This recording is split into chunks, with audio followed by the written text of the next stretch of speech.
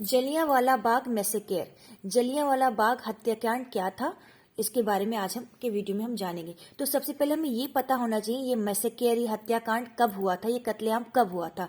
तो डेट थी 13 अप्रैल 1919, 13 अप्रैल 1919। ये बेटा याद रखना, कुछ भी नहीं आता होगा तो इतना लिखोगे तो हाफ मार्क्स तो मिलने ही वाले। ठीक है, अब आगे क्या हुआ। ये जो मैसेकेयर था वो एक टर्निंग पॉइंट था। कैसा टर्निंग पॉइंट था इन the history of India's freedom movement. Bharat के स्वतंत्रता आंदोलन, स्वतंत्रता संग्राम में एक टर्निंग पॉइंट था। क्यों?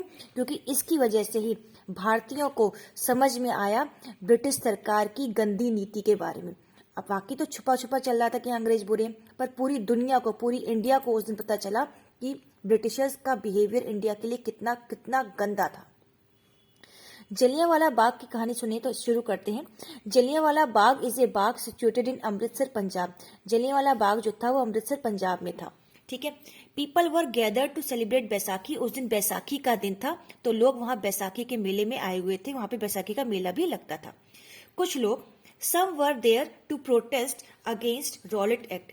कुछ लोग वहां पे इकट्ठे हुए थे रॉलेट एक्ट को प्रोटेस्ट करने के लिए, विरोध करने के लिए। ठीक है, यहाँ तक की बात तो क्लियर है। अब वो जो लोग थे वहां पे बेटा वो गांव वाले थे। उस टाइम में कोई इंटरनेट नहीं था, टीवी नहीं थे, तो लोगों को पता नहीं था कि क्या चल रहा है।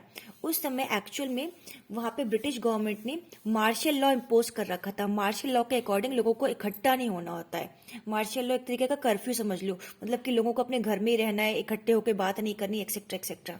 तो being villagers they were unaware of martial law that had been imposed.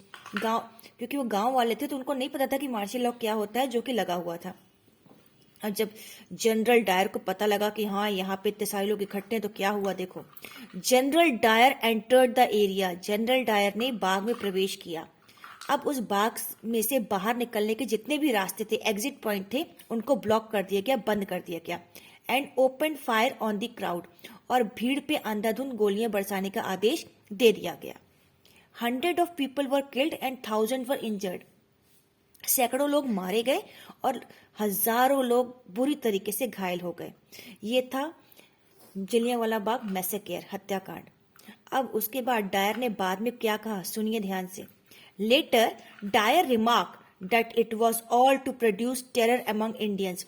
उसने कहा कि मैंने ये सब सिर्फ इसलिए किया ताकि इंडियंस में अपना आतंक, ब्रिटिश गवर्नमेंट का जो टेरर है वो बैठा सकूं।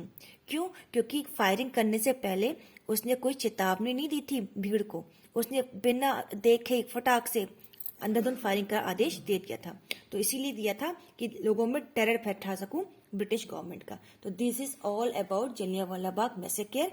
And Jallianwala Bagh massacre is a turning point in the history of India's freedom movement. Got it?